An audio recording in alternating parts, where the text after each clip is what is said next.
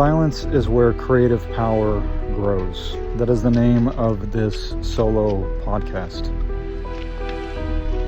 So this is something it is that I've really come to understand over the last few months in a very strong way. And that is that your creative power, the access it is that you have to creative power, like I've mentioned many times on these podcasts, it doesn't have really anything to do with skill acquisition. It doesn't have to do with job opportunities. It doesn't have to do with other people accepting what it is that you do. It has to do with this internal process it is that you're going through. And there's many things that are going on with creativity that makes art very unique. It makes it a mystical path. And that's really what it is that I talk about on this channel. Is that if you're pursuing something creative, whatever it is, if you're doing music, you're doing film, you're writing, you're doing paintings, making games, whatever it is that you're doing, this is a spiritual calling. It is a spiritual calling, and it is essentially you expanding your awareness, right? It's you expanding your awareness, you expanding what it is that your consciousness is. You know, I've been reading these books by Carlos Castaneda, which are about the Toltec tradition. And one of the things it is that really stuck out to me is that shamans in the past were always the artists. They were always the people that told stories and painted pictures and things like that for the tribe. And they looked at storytelling as a way of expanding their consciousness, expanding how it is that they viewed reality. Which is interesting, because if you look at the way that storytelling has evolved over millennia, we can see how that makes sense. You know, when we go back in time, we can see that there was very simple stories that were drawn on the cave walls, right? You have the story of a man hunting a buffalo or something along those lines. Fast forward to today, we have these very complex, multi-layered stories like Game of Thrones or Lord of the Rings or whatever, that are showing us a situation from multiple characters' perspectives, right? So it's interesting because our consciousness has expanded through storytelling, one could say, from this very one-to-one situation of a person hunting a buffalo or an antelope or something like that, and illustrating that, versus, the intricate politics and human psychology of people trying to fight for a throne in medieval times, right? And we can learn about human nature in so many different ways from that. So as a creative person, what it is that we want to do is we want to open ourselves up to as much of that creativity as possible, because that's what it is that we enjoy. That's what it is that matters the most to us, right? So what it is that I have discovered is that you only really get access to the amount of creativity that is proportional to the amount of inner silence it is that you have. And this is a hard pill to swallow, because I'll be completely honest with you, I am still learning this.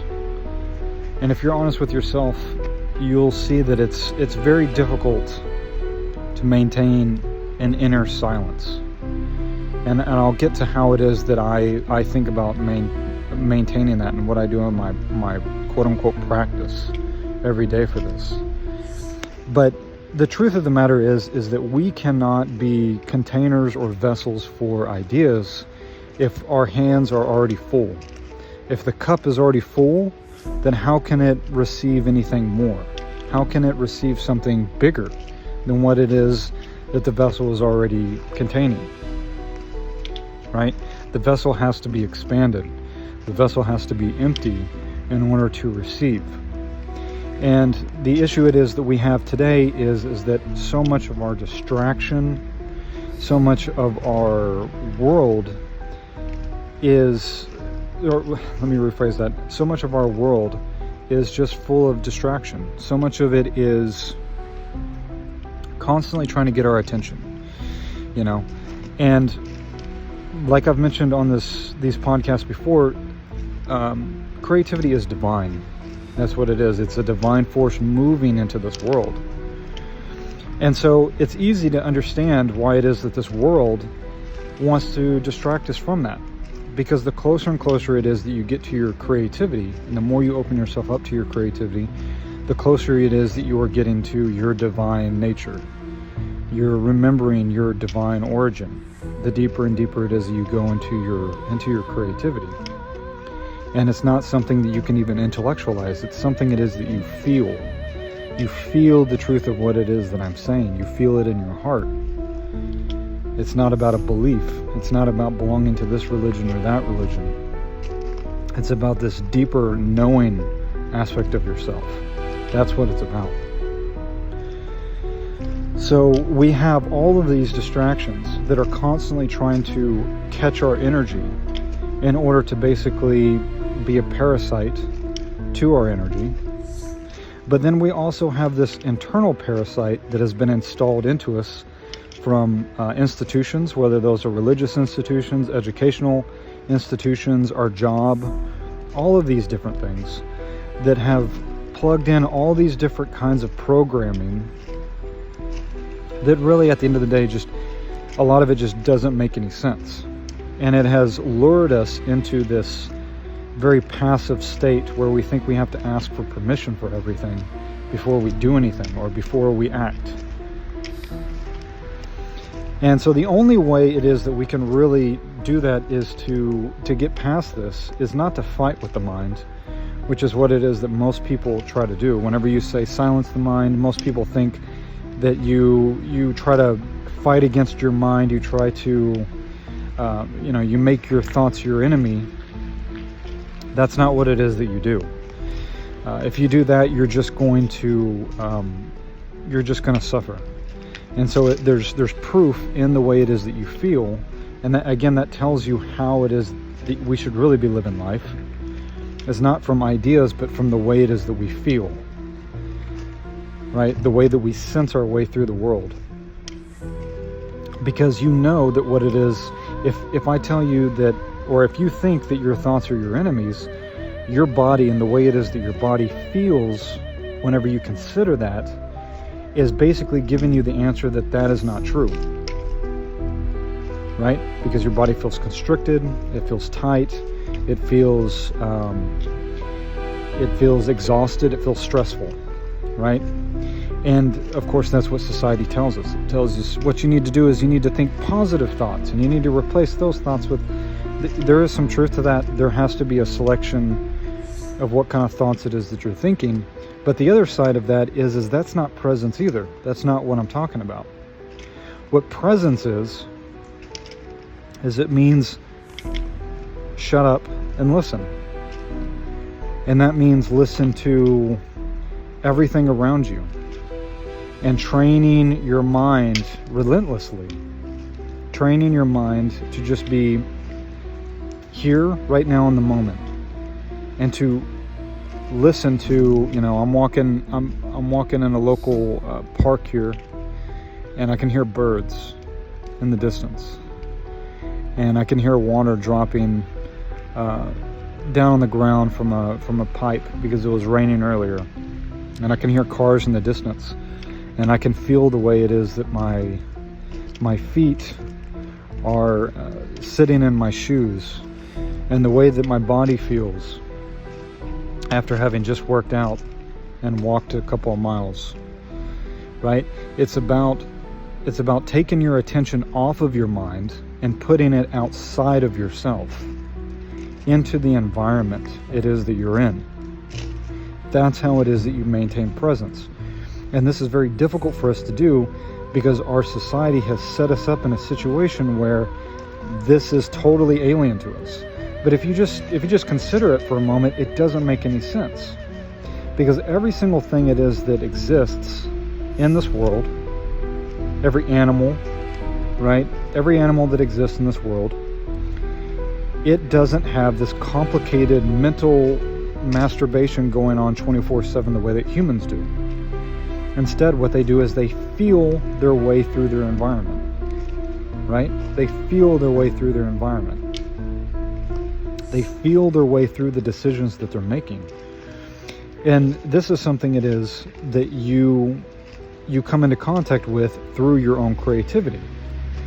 If you find yourself reaching out and trying to ask for advice from other people all the time, or you're looking at what other people are doing and then trying to copy that, you can feel inside of your body and know that that is not the right path. The right path feels a lot more like this kind of quiet expansion that happens inside of your chest.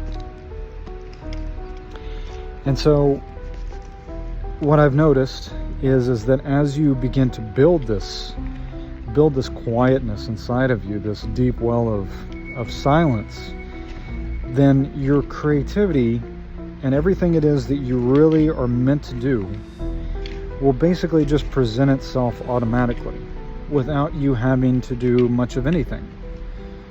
Now you'll always be taking action, but you're not going to have to overstrain yourself. You're not going to have to worry. You're not going to have to look at the job market and debate with yourself, well, is it really worth being an artist or not? Should I really be doing this? The truth of the matter is that nobody can answer that question for you, because everybody's going to have a different opinion, because everybody's been programmed. But the code, the divine code that is inside of you, it has all the steps it is that you need to take in order to step forward. Now, the other part of this that I'm also noticed is that when you get an idea, when you're in the silence and you get an idea, what you want to consider is that you want to not tell people about your creative idea, right?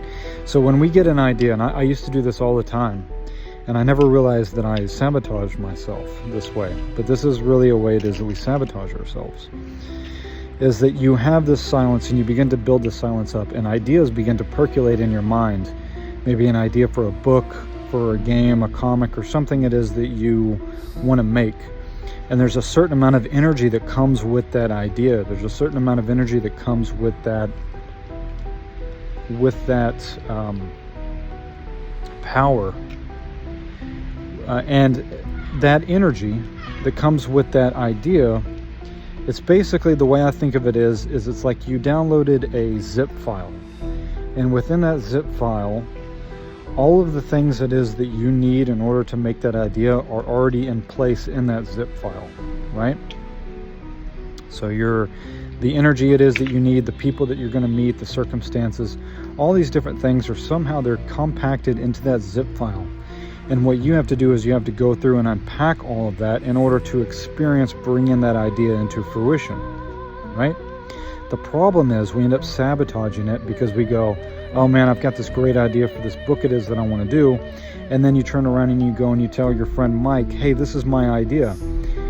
And then you go and you tell Laura, your other friend, oh, hey, this is my idea, because you're so excited about this. But what it is that you notice is if you do that, if you open yourself up, if you open the inspiration it is that you have, and you take it out of that silence prematurely, and you begin to explain your plans, your ideas, your motivations, or whatever to other people, then what it is that's going to happen is that energy is going to deflate. That idea is going to deflate. The energy in that idea is going to be gone, because basically you took that energy and you just scattered it. You scattered it among other people. You gave it to other people. The other thing it is that can also happen is that without even realizing it, you could be inviting other people's energy into what you're doing. I don't think that we realize, and again, this is something it is that you will understand from your creative practice if you really follow this path to the degree with which it is that you can. You will start to notice that every thought it is that you have, every emotion it is that you imagine, all of these things are emotional They are energy signatures. And when an energy signature is created, well, actually you can't create it, because energy can't be created, nor can it be destroyed. It can only be transmuted. It can only be changed.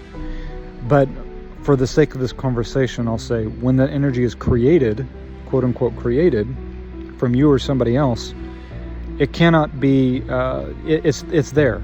It cannot be reversed, right? So it has to be changed. It has to be transmuted in some way. So you imagine you go and you have this great idea for this book you want to make, and then you go and you tell your buddy Mike and you tell your buddy Laura, and they start doubting you.